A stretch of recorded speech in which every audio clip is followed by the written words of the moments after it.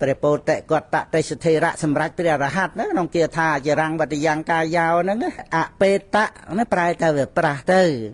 អបេតវិញ្ញាណណោហ្នឹងគឺ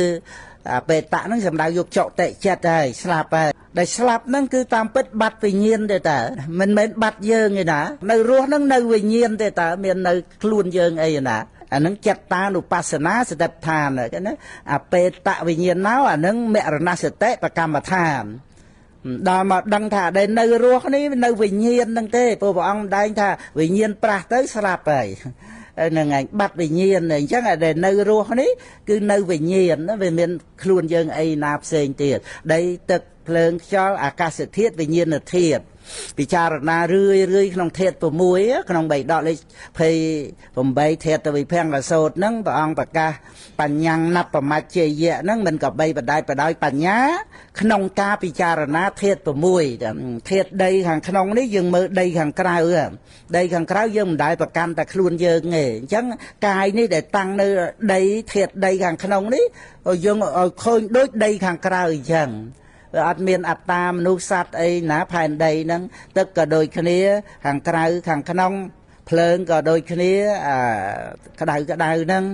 តិចអីហ្នឹងតេជោធាតុហ្នឹងឧតុហ្នឹងខាងក្នុងហ្នឹងដូចគ្នា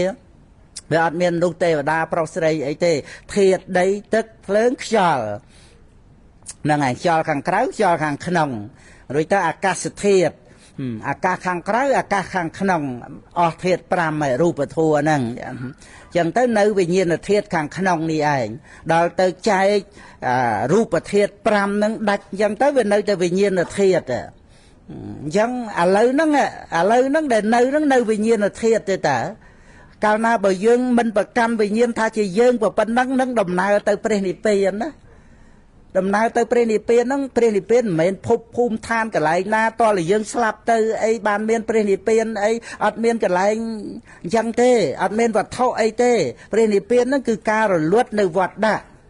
ហ្នឹងវាមានកិលេសវត្តដាក់កម្មវត្តដាក់វិបាកវត្តដាក់រលត់ដោយមគ្គដល់ទៅពេលកំណត់ធាតុ6ហ្នឹងរឿយទៅវិបស្សនាហ្នឹងចម្រើនដល់មគ្គហ្នឹងវាលះអាសេចក្តីប្រកម្មធាតុ6ហ្នឹងថាជាអត្តាទូខ្លួនណាវាលះទិដ្ឋិហ្នឹងហ្នឹងឯងទិដ្ឋិហ្នឹងវាជាកិលេសវត្តដាក់វាលះដាច់ទៅឈប់កើតជារៀងរហូតនឹងឯងគឺជានិរោធសច្ចនឹងសម្បត្តិព្រះនិព្វានហើយអញ្ចឹងយើងធ្វើដំណើរទៅព្រះនិព្វានហ្នឹងមិនមែនភពភូមិឋានកន្លែងណាមិនមែនរឿងយើងស្លាប់ទៅក្រោយពីស្លាប់អីទេណាគឺជាផលសម្រេចរបស់អរិយមគ្គយើងនៅរស់ហ្នឹងសោតាបត្តមគ្គកើតឡើងពេលណាគឺបានសម្បត្តិព្រះនិព្វានពេលហ្នឹងឯងបានទាំងនៅរស់ហ្នឹងកើតទុកផ្លូវចិត្តប្រព្រឹត្តបញ្ញវេរាអីហ្នឹងវាអត់កើតតទៅទៀតហ្នឹងហើយកម្មដែលនាំទៅកាន់អបាយភូមិហ្នឹងក៏អត់អបាយភូមិហ្នឹងក៏អត់មានហើយសុគតិភូមិចាប់ពីជាតិទី8ទៅក៏អត់មានការដែលមិនមានការកើតឡើងនៅកិលេសវត្តដាក់កម្មវត្តដាក់វិបាកវត្តដាក់ហ្នឹងដោយមគ្គការមិនកើតឡើងនឹងឯងជានិរោធសច្ចគឺជានិព្វានសម្បត្តិយើងមកដឹងថាឥឡូវហ្នឹងដែលនៅនេះនៅជាស្ដែងបច្ចុប្បន្ននៅវិញ្ញាណតើដែលយើងនៅរស់ហ្នឹងហ្នឹងឯងដល់តែយើងមិនប្រកាន់វិញ្ញាណហ្នឹងថាជាយើងវាមានយើងឯណាទៀតហ្នឹងឯងទៅលើសអំពីបានសម្បត្តិមនុស្សសម្បត្តិទេវតាសម្បត្តិព្រហ្មអាការដែលយើងនៅប្រកាន់ខ្លួនយើងអ្នកបានសម្បត្តិហ្នឹងនៅតែភ័យអញ្ចឹងភ័យខ្លាចស្លាប់ហ្នឹងហួងហែងប្រកែប្រកាន់ទៅយើងក៏ស្រឡាញ់គេក៏ចង់បានគេមកដណ្ដើមគេមកបោកប្រាស់អីទៅខ្វាយខ្វល់រវល់ទោះជាបានសម្បត្តិប៉ុណ្ណាក៏នៅតែមានបញ្ហា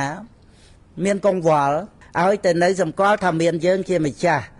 អញ្ចឹងបានថាបានសម្បត្តិក្នុងភព3ក៏មិនស្មើនឹងបានបញ្ញាដែលមកដឹងថាឥឡូវនេះវាមានតែវិញ្ញាណតើមានវិញ្ញាណហ្នឹងទៅនិព្វាននេះណាវិញ្ញាណហ្នឹងជាយើងឲ្យយើងទៅនិព្វានអត់ទេព្រះនិព្វានអត់មានវិញ្ញាណដែលកើតក្នុងលោកទេតើ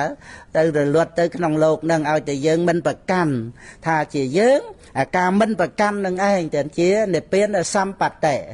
គឺមិនប្រកាន់ដោយអរិយមគ្គប៉ុណ្ណា